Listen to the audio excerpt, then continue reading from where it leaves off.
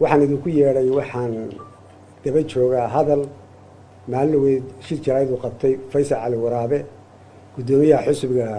UCID hadallo badan oo buu ku hadlay sixitaan buu sameeyey markii dambe sixitaankiina wuxuu ka sii xumaa kii hore waxa ka xumaa sixitaankii dambe marka ugu horeeya waxaan u mahadnaqayaa sultaanka guud beeraha Somaliland iyo shacabka Somaliland wixii hadalladii uu ku hadlay Faysal Cali Waraabe aad uga dhiidiyey ka dareen celiyeyna aad iyo aad baan ugu mahadnaqayaa xaalkiina waa ka guddoomay suldaanka guud wixii beeshii la aflakaadeeyey waa ka guddoomay laakiin hadalka Faysal maaha qof caadi oo suuqa jooga waxa weeye waa guddoomiye xisbi oo xisbi qaranku leeyahay ayuu jooga marka hadalladu ku hadlayna hadallo loo dul qaadan karo ma ahayn hadallo anshaxa ka baxsan buu ahaa hadallo gef buu ahaa aniga shakhsiyan wuxuu iga sheegayo waxbaba kama qabin yani waxa weeye kursi baan fadhiyaa siyaasad ninkii kalaana dee in la maago xaq buu leeyahay inuu ka caroodana ma aha saxaafadana kuma badniyo waxaan jeclahay waxa weeye aniga lay maagi maayo waxaa la maagayaa kursiga aan ku fadhiyo sidaa ay tahay haddana waxaan ku fadhiyaa kursi xisaanad leh waxaan ay qaranka ninka saddexaad baana umana dul qaadan karo hadallada qaarkood wax loo dul qaadan karo ma aha waxa weeye qodobka ugu horeeya uu ka hadlay waxaa ka mid a isku dirka beelaha Somaliland Faysal waa ku ogaa inuu necab yahay hartiga iyo daaroodka inuu necab yahay nacayb kalena ma aha wixii uu xamar ka sameeyey uu ku sameeyey beelaha Somaliland degan ayuu ku qarinayaa in uu dhalinyarada u tuso nin daarood iyo harti necab inuu yahay laakiin ma aha inuu necab yahay waxa weeye waxa qurub magaalada ku soo galay Soomaaliya ku soo noqday waxay ahayd inuu harti iyo daarood haayo taasina ka reebi mayso dadka Somaliland waa qabaa'il waa dad wada degan waa dad walaalaa taasi wuxuu xamar ka sameeyey ka reebi mayso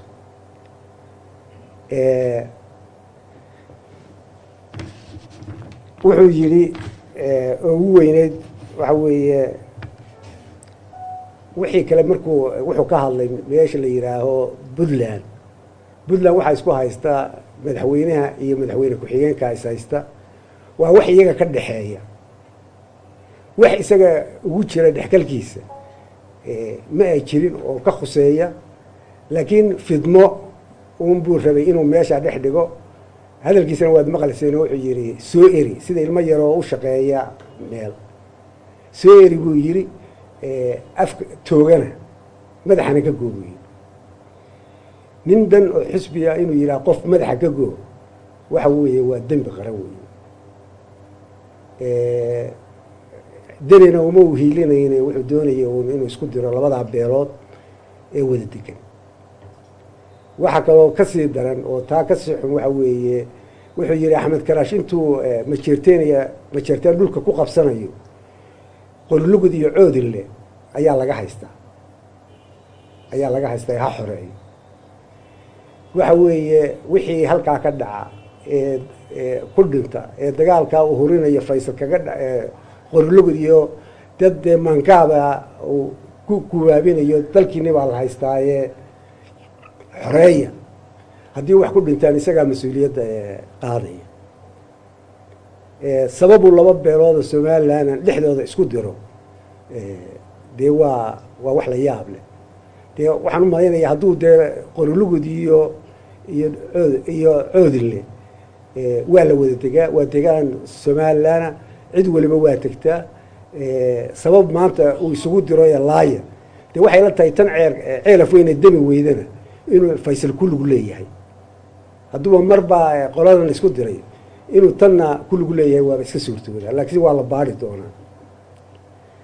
wuxuu kaloo ka hadlay doorashooyinka wuxuu yidhi baashe waxaan isku haynaa doorashooyinka iyo isxambaar wuxuuna diidan yahay in dadka sool iyo sanaag la diiwaan geliyo anigu doorasho mana diidin doorashona waa rabnaa wayna dhacaysaa isxambaarkuna ceeb maaha waxa weeye markii doorashada golaha wakiiladu dhacaya waad ogeydeen oo puntland baa haysatay laascaanood meel dowlad kale haysatana doorasho lagama qaban karo laakiin wuu ogyahay golaha deegaanku in markii puntland laga saaray golaha deegaanka toos loo soo soortay oo deegaanka laascaanood fadhiyaa doorasho toosay ku yimaadeen anigiyo faysal doorasho iskuma hayno aniga faysal waxaanu isku haynaa waxaanan anigu shaqo ku lahayn oo golaha oo dhani qabeen oo markii $21,000 ayaa saddexda xusbi mid waliba $21,000 baa la siinayay si xusbiyada loo kobciyo ayaa waxaa la siiyey $21,000 waxaana dhacay waxay ku soo beegantay markii kuududiyuhu dalka haystay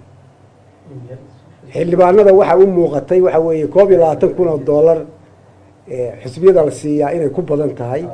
waayo xisbiyadu waxay leeyihiin subscription bay qaataan membership bay leeyihiin lacag baa soo gasha marka xildhibaanadu waxay garteen in kuududi cusbitaal 6 cusbitaal wax looga gooyo 50% in loo gooyo cusbitaaladan hadda leeyahay ambulance ma haystaan daawo ma haystaan in loo gooyo ta uu igu haystaa waxa weeye waa lacagta anigu lacagta dee kama gooyina waxa ka gooyay golaha oo dhan bay u tiiri waxaa kaloo ku jirta waxa weeye wuxuu magacaabay aniga iyo 2 xildhibaan oo kale oo qura oo beel ka soo wada jeeda ayuu magacaabay golahuna waa 28 wuxuu leeyahay qabiil lama aqaano waa sheegaya hadduusan qabiil aqoon maxaa saddexdayada isku beesha maxaa uu leeyahay doorashadiiba hortaagaya taasina waxayna tusaysaa waxa weeye qabyaaladu wuu yaqaano dee qabiilhaanmu saddexdeeda noo soo socday saddex ciida galee ku jira muu soo hadal qaadin marka waxa weeye wax kalaan isku haynaa ma jirtee lacagtaasaa la gooyey haddii ilaahay idmanaa miisaaniyadda soo socotana waa la wada jarayaa mid qodobka labaad ee ugu xun wuxuu yidhi dadka nala jooga dadka nala joogaana wuu ujeedaana waa hartina cidna lama joogo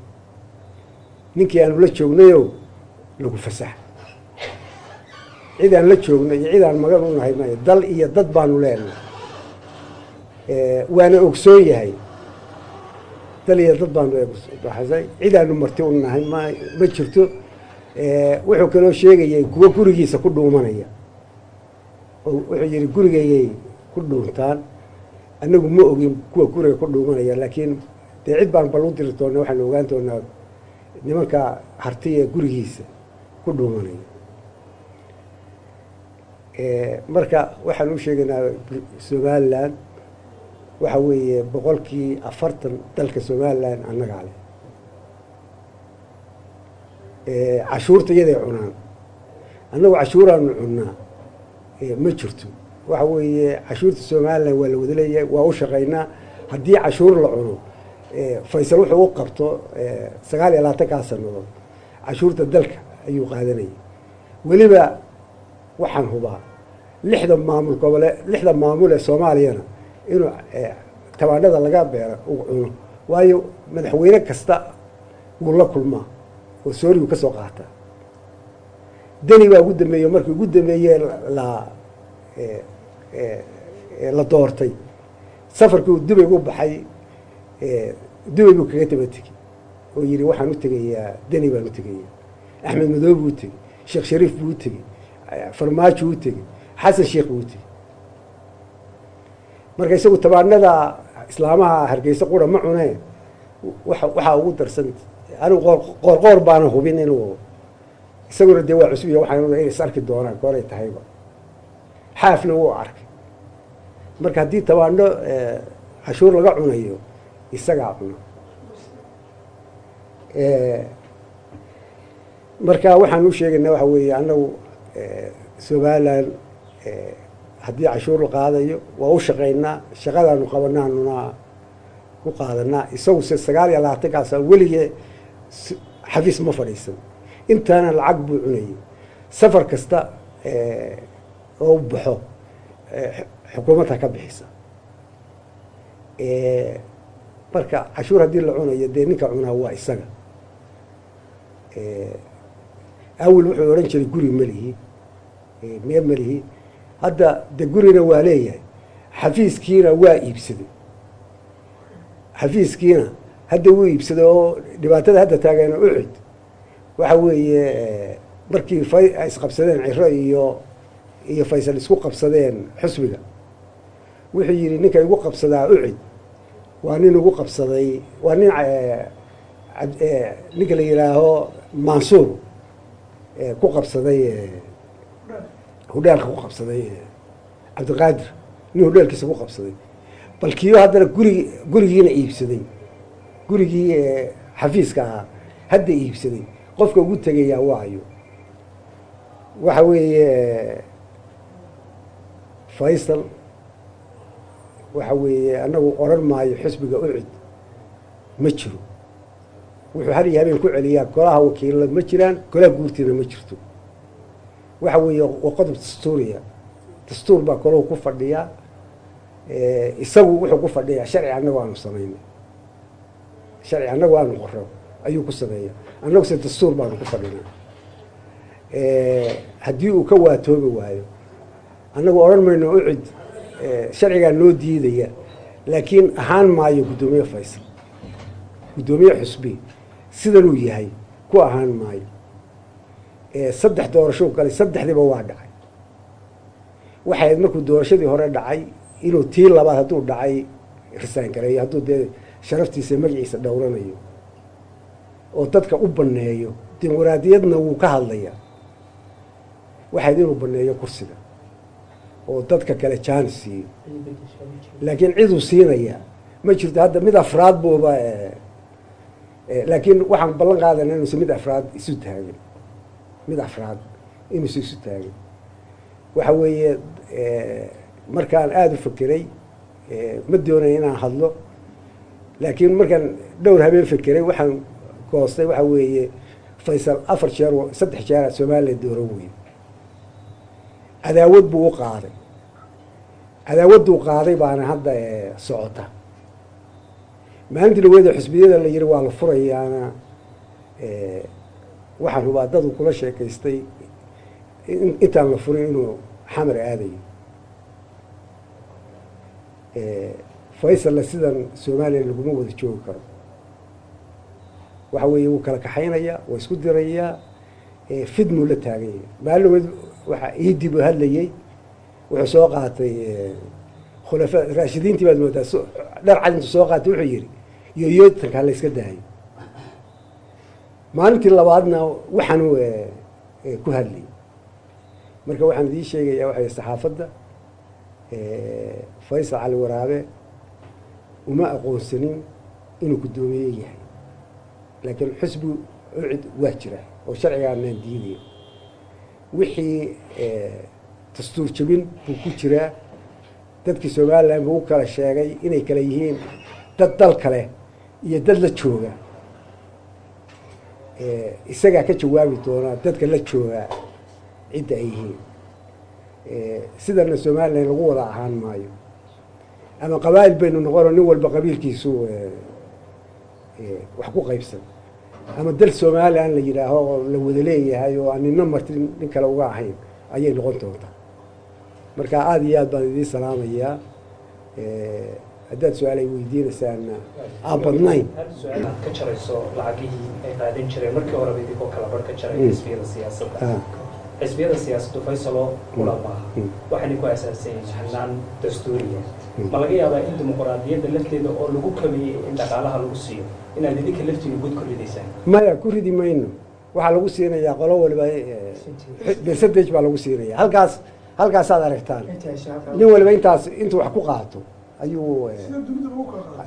adduunka o dhan baa saa u kala qaato waxa weeye ninkii dee 4 qof haysta dukaan yaroo macdaara iyo kira lagama wada qaado cashuurna lagama wada qaado marka wax ku filan oo dekirada ka bixisa un baa la siinaya waagii hore daahir yaale 1200 buu siin jiray okay gudoomiyaha kusoo telefishinka taas magacayga waa Ismaaciil in hadda waxaad sheegtay inaad qabasheen raadigelintii laga hadalkiisa haddana ay la culus jibiyad u jeeday yana ka habboonaa in raadigelinta qaadateen iska aamusan maya waxaan u aamusay waxa weeye raadigelinta suldaanku wuxuu siiyey beeshi laakiin Faysal maaha waa nin siyaasi suldaanka waa u mahadnaqanaa laakiin waxa weeye waa ninkan xafiis buu fadhiyaa qaran ayuu fadhiyaa lagagamana aamusi karo damage-kii dhacyi hadda haddii qorili baashi coodinle iyo qorilugud haddii iminka aad iska xoreeya oo dagaal ka dhaco yaa qaadaya mas-uuliyadda haddii berri ay dadkaa la guubaabiyey ee awalba cabanayay haddii la yaa dalkii baa laydinka qaaday ee dhacsada yaa qaadaya mas-uuliyaddeeda gudoomiye waxaa jiray Faysal ma sii ahaanay gudoomiye xisbigu ka tirsan yahay dastuurkaa sheegaya xisbigiisaa doortay sidee baad dastuur ma sheegayo xeer baa sheegaya xeerkii iyo dastuurku waa kala shaad marka xeerarkii baanu dib ugu noqonana waayo intaasoo dambe hadduu galay waxa weeye maxkamadna waa u gudbinaynaa wixii la marsiiyana waa marsiinaya laakiin gudoomiyadda maanu aqoonsannahay ma jiro la weydiiyo xisbiyada macaaridku weli xubnahooda komishinka lama ansixin hore way u keeneen oo waa la ansixin waay mar labaad hadda waa la soo celinaya dadka qaar baa waxay qabaan in baarlamaanka haddana ka intuu la ficiltamo Faysal dib loo celin doono iyadoo gacanta ay ku jirto xildhibaanada haddana damaanad ma u qaadaysaa in xildhibaanadaas xubnahaas la sii deyn doono waxa weeye anigu ma qaadi karo maya axmed waxa weeye xildhibaanada waxa weeye xaq bay u leeyihiin waajibaadkooday gudanayaan Faysal la wuxuu cidduu keenay ku xidhan tahay Faysal iyo iskuma xidhnaa iyo qofku waxa weeye ballanna lama qaadayo mana qaadi karo waxa weeye marka la keeno haddii la keeno waajibaadka dastuuriga ayaa golaha ka gudanaya hadday ku qancaanna waa asixinaya hadday ku qancinna waa celinaya Faysal marka leeyahay ma aqoonsan gudoomiye xisbi tabaashahan ma soo golaha wakiiladu ma aqoonsan waa sharciga waa laga hadlayaa waxa weeye golaha wakiiladu maadaama uu yiri golaha wakiilada ma aqoonsanin oo sharci maaha waxa weeye anigoo ku hadlay afkoodii waxa weeye annaguna hadduusan golaha aqoonsanayn golahani waa golo dastuuriya waa dastuur jebin ninka yidhaha golaha ma aqoonsanin ninka yidhaha waa muddo dhaafeen wakti badan bay fadhiyeen waxa weeye waa gooni laakiin ninka yidhaaha gole labada gole ma aqoonsanin maaha isagana lama aqoonsanayo waana isaga wuxuu ku fadhiyaa wuxuu ku yahay gudoomiye xeer aan anagu samaynay laakiin